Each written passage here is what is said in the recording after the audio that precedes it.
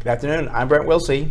Welcome to today's Smart Investing Briefing. And I'm Chase Wilsey. Just got done with a long weekend. Yeah. I'm excited to be back. Haven't done a briefing in a while, so excited to do this one. It's kind of funny, before we start rolling here, we're saying, what do we do? It's been like 5 days since we did one. We kind of forgot. We're out of practice now, but we'll get it back together here for you.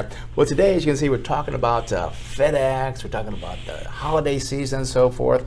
Actually talking about the holiday shopping predictions, because there's some big ones coming out today that actually, like, now the Black Friday's over, the long weekend, it's kind of kicked these things off, and things looking pretty good here, aren't they? Oh, absolutely. I mean, as you said, today's Cyber Monday too, so another shopping holiday. Should continue to see some good demand at those retail stores and such. Yeah, so let's get right into it here. I mean, what's up right now? They're expecting that sales are going to be up 4.1% over the previous year. That's the best since 2012. That's a nice increase. Oh, absolutely. No longer a shopping recession, I guess we'll call it. Looking for that expansion once again. And let's talk about why that is. The reason for that is that balance sheets are better, incomes are up for people, so they're feeling better because their house is up in value, their 401k is up in value. So just feeling better. They're getting that good holiday spirit, I think. Oh, and I think it should continue to go up. I think people should see more wage inflation, so maybe they get a holiday raise at the end of the year. Maybe they go out and spend that on gifts for their children or whatever it may be.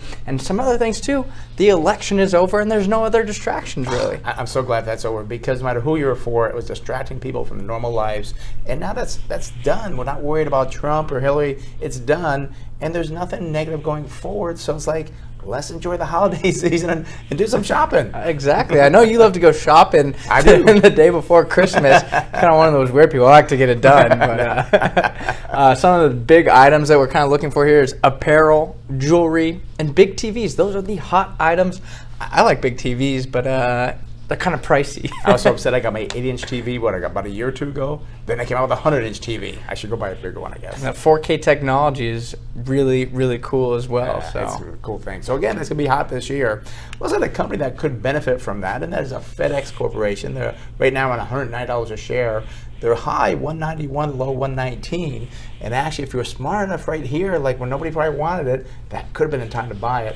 Let's check some numbers here for you to see if FedEx makes any sense in your portfolio. Looking pretty good. Sales up 9.8%. Wow, earnings per share up 57%. Always say, check how earnings will be up that much when sales are only up 10%. And you got a pretty expensive PE ratio, and PE is price to earnings.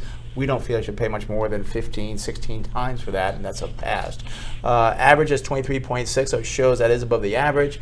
Price to book value is 6.9, and the average 19.1. So valuation ratio is kind of expensive here. I got some numbers for you here too, Yes. kind of why the Please PE share. ratio is a little bit high and why earnings has jumped so much. Over the last 2 years, in both 2015 and 2016, FedEx had other expenses for over $8 billion each year.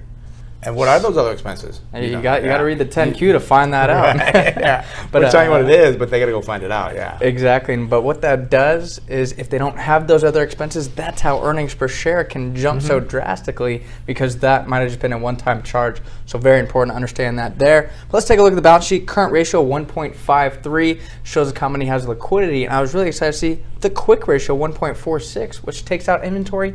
Tells me there's not much inventory on the balance sheet and the company is very liquid. Finally, looking at debt to equity, 97.45%, and kind of approaching that 100% level that we're uncomfortable with.